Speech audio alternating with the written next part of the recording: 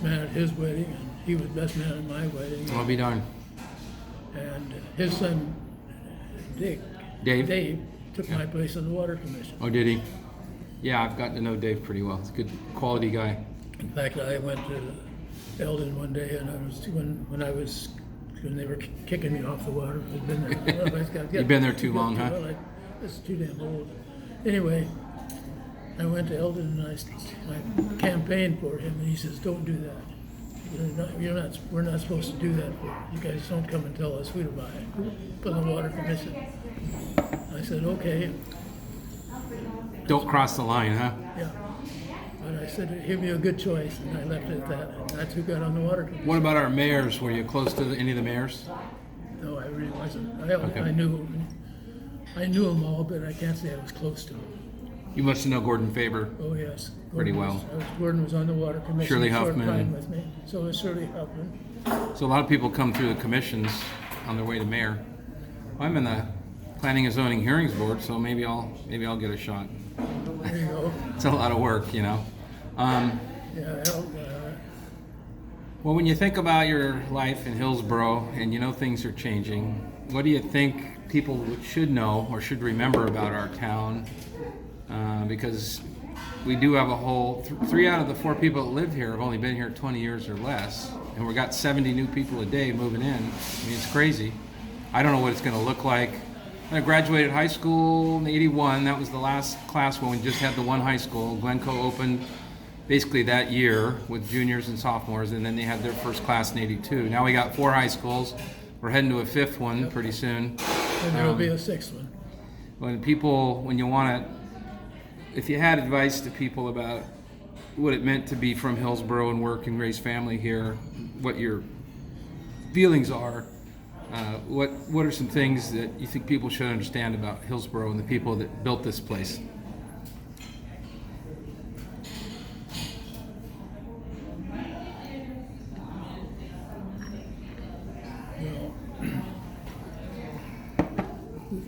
You remember the good old days, and it's never going to replace. It's never going to be the same. Yeah. Because this thing going out here across from Reedville. Yeah.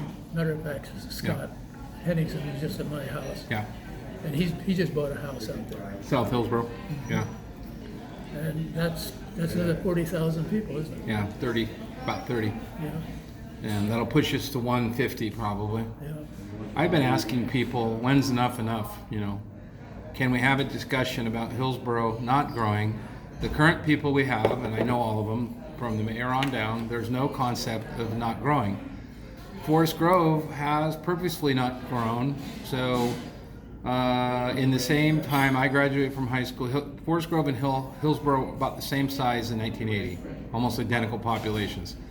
But we were 22,000, they were about 20, 19. And now they're at 26,000, we're 106. So it's a different philosophy. Now a lot of that came from annexing land and going after intel and more, big. Both cities were surrounded by farmland. Both of them were told you need to preserve that farmland, you need to be careful. But 2 different sets of philosophies. I've got a lot of friends from Hillsboro that have moved to Forest Grove. You probably do too. Sure. Because it's got that small town flair still. And it's something to be valued, don't you think? Yes, it is. It is. We were fortunate to live here when we did. I guess that's the best thing a lot of us can ever say is we were lucky, right? And when I was moved to Hillsboro was about 3,000 people. Yeah. And Main Street was from 1st Street to 10th Street. Yep. And going the other way. You probably knew everybody. And the Hill High Gym across the road from there was farmland. Yeah. I mean, Back behind it. Hard to imagine now. Well, we definitely have some borders that's still out along where Jackson School meets Evergreen. That's still holding the line, and so is Jackson School Road. But there's a lot of pressure to go that way towards North Plains, which I think that might be the beginning of the end when that happens. Because the Vanderzandens, and my youngest daughter's married to one of the Vanderzandens. Okay. They got that tremendous big piece of property there. Yeah. And the second generation sitting on it, and they're dying off. Yeah. There's the big piece on the corner of but before you get to the windmill on Yep. the right. Yeah, that's been brought into the boundary. It's kind of in the flight path, the landing strip path. So some of the big corporations have been a little unsure about putting these big Intel buildings got chemicals and stuff involved, right? So it's complex.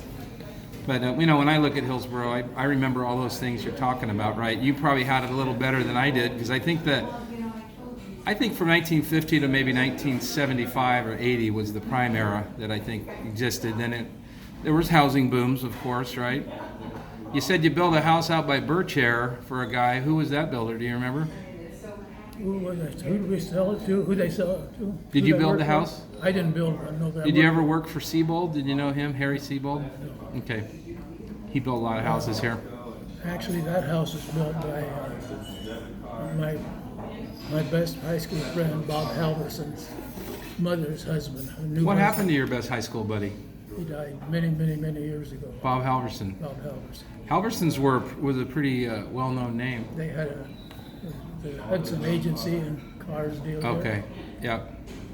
Yeah, that makes sense. Oh, the car dealers. We didn't talk about car dealers, but there were a lot of great car dealers over the years, weren't they? So the Heinrichs and the Hambies, and I'm sure you knew lots of those folks. Yep. McKinsey's and still some of them around. Yeah, Bob and Well, I'm going to pull these pictures over, and I want you to tell me a little bit about a few of these. And we'll finish this up and get you home. Thanks for coming out. We talked about this great baseball shot. You just don't look the same. I don't know. I guess that's what time does to you. You got a tan. You almost look like Babe Ruth in this a little bit. Got kind of the mean eyes and the chubby cheeks. What were you weighing back then, do you think? About 175, 180? That's what I weigh now. Well, maybe you were bigger. You were a little thicker I was than. probably over 200 pounds. But I was, I didn't have this. What about this picture? Is this when you're running the store? Yeah, that was when I was running the store, yeah. Okay. You got a little weight on you there. Yeah, I got up to 220 pounds. Did you really? What are you now? 185. Oh, you carry your weight very, very well. All right, let's see what we got here. This is history. This is the history of the store, the CC store.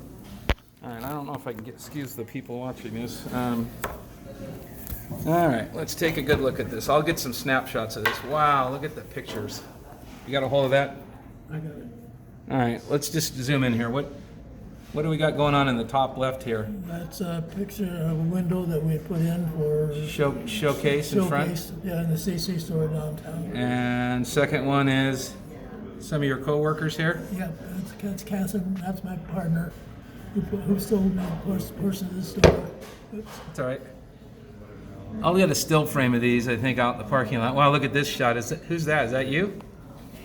No, that must be the gentleman you talked to me about. I'm in that picture, I think. I'm in the background there. Well, I'll get some still photos of Back this. there. Oh, you're in the back. I see you. Right there. Yep. Okay. And then you kind of come down here, and here's Plaza Via. I remember that picture. Yeah. What is this here? CC store, the back of it? That's the back end of the CC store Wow. before my time. Okay, the old wooden. Wow, that is an oldie. Okay. Who's this gal with the parasol? Let me see. Is that one of my daughter's probably? No, it isn't. I don't remember who it is. All right. Well, we'll take some stills of these. It's quite a history he's got here. And so I guess when you look back, this was really a lot of your Hillsboro life was the store, wasn't Yes, it? it was.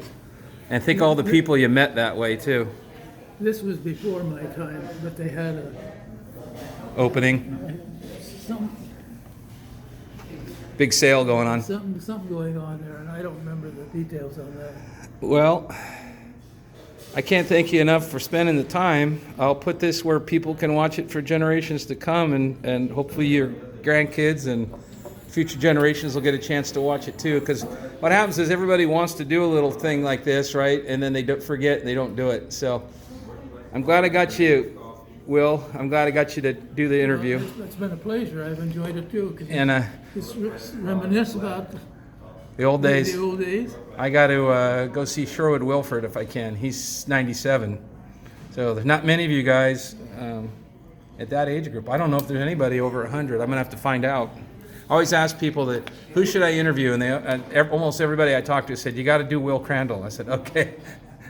So thanks. Now I got you, and I appreciate it, Will. Well, I've enjoyed it too. Okay.